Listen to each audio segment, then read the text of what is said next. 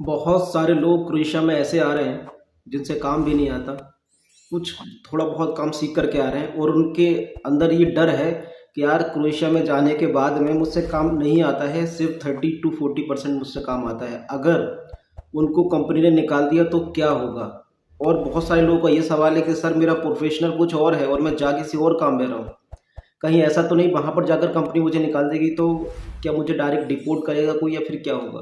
तो दोस्तों मैं आज इस बारे में आज आपको बताऊंगा और जॉब चेंज करने का कितना सिंपल प्रोसेस यहाँ पर है उस बारे में भी मैं आज आपसे बात करूंगा।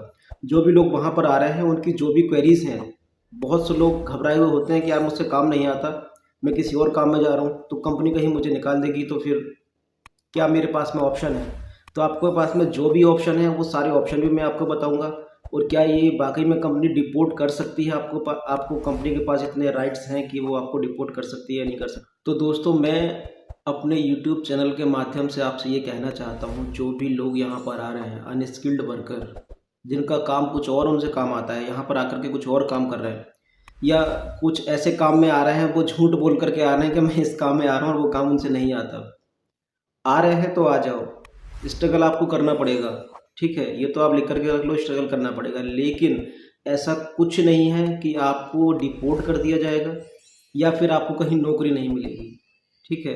किसी के पास में कोई भी स्किल नहीं है, कुछ भी नहीं आता, तब भी वो यहाँ पर आ रहा है। और अगर वो कंस्ट्रक्शन का काम नहीं कर पा रहा है, ठीक है, तब भी कोई उसको परेशानी नहीं है। वो फूड डिलीवरी का काम भी नहीं कर पा रहा है, तब भी उसको कोई परेशानी नहीं है। स्ट्रगल आपको करना पड़ेगा, ठीक है। मैं आपको ऑप्शन बताऊंगा कि आपको क्या करना है, ठीक है। सारे ऑप्शन मैं ऑन यूट्यूब नहीं बता सकता, ठीक है। लेकिन अगर आपके पास में स्किल नहीं है तो आपको कहाँ सेटल होना है, कहाँ आपके लिए चांसेस हैं। बहुत सारे लोग तो ऐसे हैं, देखिए इंडिया में मैं सबसे पहले आपको बात बताऊं, steel fixer, shuttering carpenter, gypsum carpenter, plumber, mason, ये लोग बेचारे पढ़े लिखे नहीं होते और यहाँ पर ज़्यादातर लोग उन्हीं कामों में आते हैं। फूड डिलीवरी वगैरह तो पढ़े लिखे लोग कर लेते हैं। तो इंडिया में बहुत सारे लोग ऐसे होते हैं जिनका बिजनेस क्रैश हो गया है, एकदम से बहुत ज़्यादा नुकसान हो गया है, दुकानें बंद हो गई हैं, काम खराब हो गया, जिसकी वजह से वो यहाँ पर एक टारगेट लेकर के आते हैं कि वहाँ पर कुछ ना कुछ तो करूँगा। तो दोस्तों ऐसे लोग जो भी यहाँ पर आ रहे हैं, मेरा उन लोगों से सिर्फ ये कहना है, जिस प्रोफेशन में भी वो आ रहे हैं, मेहनत करें, कोशिश करें ज़्यादा से ज़्यादा वहाँ पर रुकने की। कोई कंस्ट्रक्शन में आ रहा है, उससे कंस्ट्रक्शन का काम नहीं आता, वो किसी भी स्किल में आ रहा है उससे वो काम नहीं आता या फिर थोड़ा बहुत सीख करके आ रहा है, तो वो कोशिश करे वहाँ पर एटलीस्ट 1 महीना गुजारने की, 2 महीना गुजारने की, 3 महीना गुजारने की, जितनी भी वो कोशिश कर सकता है वो करे। कम से कम 1 महीना, जब तक आपके हाथ में टीआरसी नहीं आ जाती है। टीआरसी अगर नहीं आती है और उससे पहले भी अगर कंपनी आपको निकाल देती है तब भी ऐसी कोई खास बात नहीं है, ठीक है।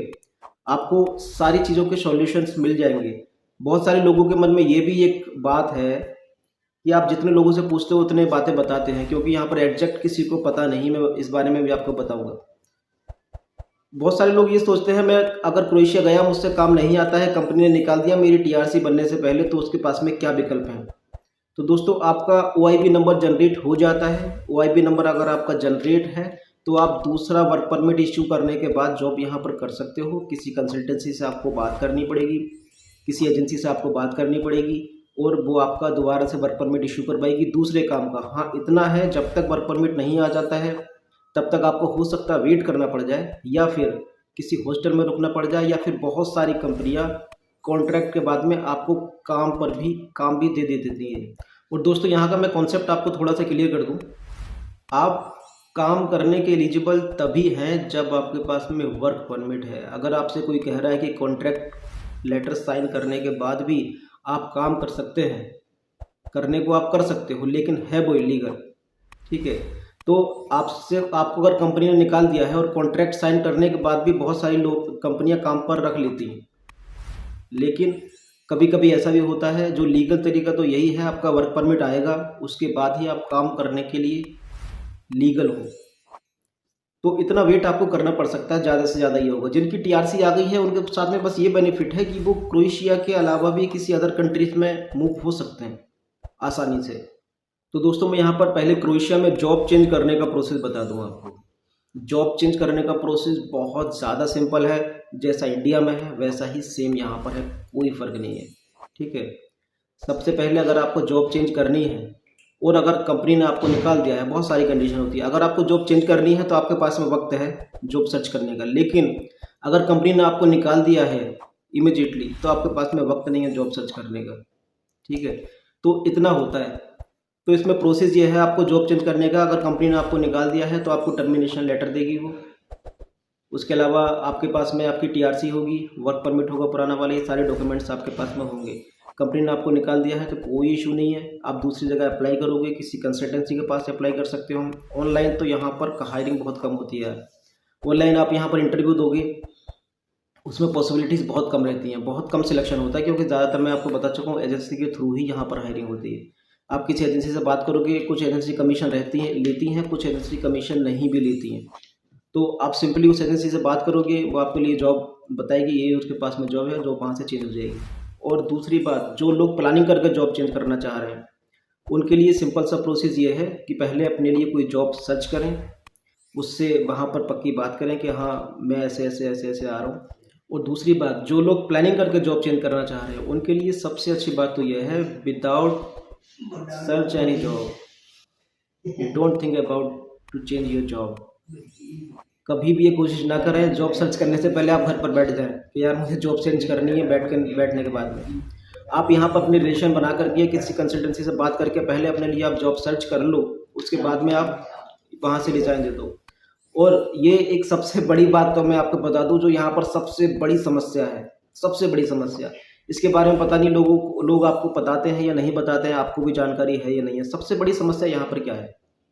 सबसे बड़ी समस्या यह है, जब तक आपका पुराना वर्क परमिट कैंसिल नहीं होता तब तक आपका दूसरा वर्क परमिट इशू नहीं होगा। तो आप कंपनी को रेजिग्नेशन लेटर देंगे, वो आपको आपका वर्क परमिट के लिए अप्लाई करेगी पुलिस स्टेशन में, आपका वर्क परमिट अप्लाई हो जाएगा कैंसिल होने के लिए। उसके बाद दूसरा वर्क परमिट इशू होगा। तो आप जो प्लानिंग करके जॉब चेंज कर रहे हैं, कंपनी से रेजिग्नेशन लेटर ले लें। उसके अलावा जो भी उनके डॉक्यूमेंट्स पुराने होते हैं वो तो सारे आपके पास में रहते ही रहते हैं, वर्क परमिट और कॉन्ट्रैक्ट वगैरह। उसको कॉन्ट्रैक्ट की जरूरत तो नहीं पड़ती, वर्क परमिट, टीआरसी वगैरह। उसके बाद में आप दूसरी जगह अप्लाई करोगे तो कंपनी या तो आपको एकोमोडेशन में रुकने का टाइम देगी जब तक आपका वर्क परमिट नहीं आता है, या फिर आपको कहीं हॉस्टल में वेट करना पड़ जाएगा। बस ये इतना सिंपल सा प्रोसीजर है। तो दोस्तों, जो भी लोग यहाँ पर आ रहे हैं, स्किल्ड अनस्किल्ड, किसी से काम आता है नहीं आता है, थोड़ा बहुत आता है, कोई दिक्कत नहीं है, हर आदमी यहाँ पर सेटल हो जाता है। संघर्ष करना पड़ेगा, मेहनत करनी पड़ेगी, लेकिन आपको वापस नहीं जाना पड़ेगा, यहाँ से डिपोर्ट आप नहीं होगे। बहुत बहुत परेशानी वाले मैंने लोग देखे हैं, वो भी डिपोर्ट नहीं हुए हैं, संघर्ष करके यहाँ पर मेहनत करके काम करते हैं और यहाँ पर कामयाब हो जाते हैं। जॉब चेंज करने का बड़ा सिंपल सा प्रोसेस है, मैं आपको पहले से बता चुका हूँ और दोबारा से बता देता हूँ। आपको पुरानी वाली कंपनी से रेजिग्नेशन लेटर लेना पड़ेगा, जॉब छोड़नी पड़ेगी। उसके बाद नई कंपनी में आपको जॉब ढूंढनी पड़ेगी। नई कंपनी आपको वर्क परमिट अप्लाई करेगी। वर्क परमिट अप्लाई करने के बाद आने में लगभग 1-1.5 महीने का प्रोसेस लग जाता है। तब तक या तो कंपनी आपको अपना रिकमेंडेशन दे देगी रहने के लिए, या फिर आपको कहीं हॉस्टल में रुकना पड़ेगा जब तक वर्क परमिट नहीं आता है। 1-1.5 महीने का टाइम यहाँ पर लग रहा है। जो लोकल मतलब पहले से क्रोएशिया में, उनके लिए 1-1.5 महीने का टाइम लग रहा है। और फूड डिलीवरी के वर्क परमिट में तो मैंने 2-2, 3-3 महीने देखे हैं लोगों को जो वेट कर रहे हैं, जिनको खुद जानता हूँ, उनकी मैं बात कर रहा हूँ। ये एक थोड़ी समस्या है। तो जो प्लानिंग करके जॉब चेंज कर रहे हैं, अपने पास में बजट उनके पास में कितना है और कंपनी उनको क्या कह रही है, कंपनी उनसे कह रही है कि भाई वर्क परमिट आने के बाद ही हम आपको जॉब पर रखेंगे, या फिर वर्क परमिट हम अप्लाई कर देंगे, साथ में आप जॉब कर सकते हो। हालांकि ये लीगल है, लेकिन फिर भी होता है जो मैं आपको बता रहा हूँ, तो ज़्यादा बेहतर है। तो आपके पास में प्रॉपर बजट हो तभी जॉब चेंज करने का प्लान करना।